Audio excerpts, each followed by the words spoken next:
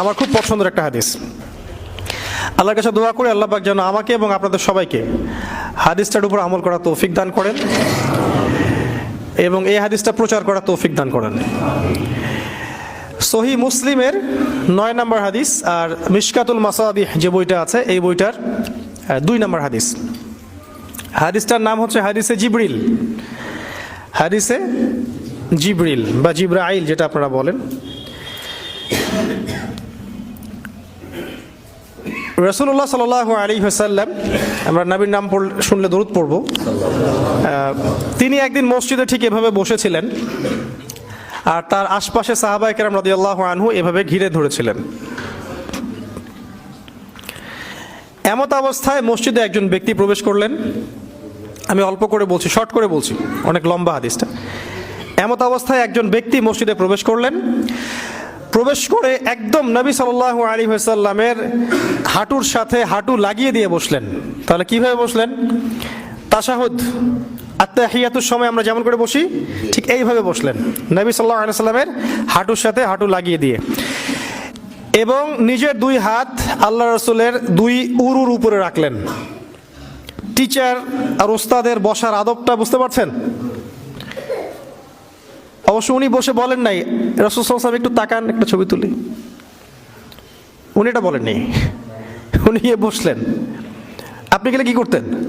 হুজুর একটু তাকান, আপনার ফোন নাম্বারটা একটু দেন হুজুর। এবার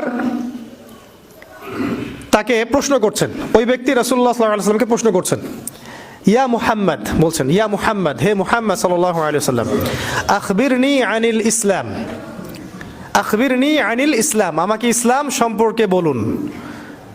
জানতে এসেছেন, ইসলাম সম্পর্কে বলুন। আর যে ব্যক্তি আসলেন তার চুলগুলো ছিল খুবই কালো, ঘন কালো চুল, ঠিক আছে, কুচকুচে কালো, আর জামাটা ছিল খুব সাদা, ধবধবে সাদা। মানে সফর করে আসলে যে একটা চিহ্ন থাকে, এরকম কোনো চিহ্নই তার মধ্যে নাই। মনে হলো আকাশ থেকে টুক করে পড়ছে এরকম। খুবই সুদর্শন, খুবই সুদর্শন দেখতে।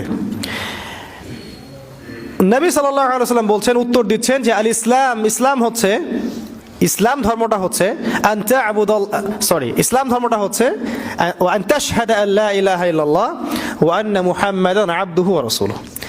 ইসলামের প্রথম বিষয়টা হচ্ছে তুমি আল্লাহ ছাড়া কারো ইবাদত করবে না এবং এই সাক্ষ্য দিবে যে আল্লাহ ছাড়া কোনো ইলাহ নাই আর মুহাম্মদ সাল্লাল্লাহু আলাইহি ওয়াসাল্লাম আল্লাহর বান্দা এবং রাসূল। এই সাক্ষ্যটা আগে দিবে।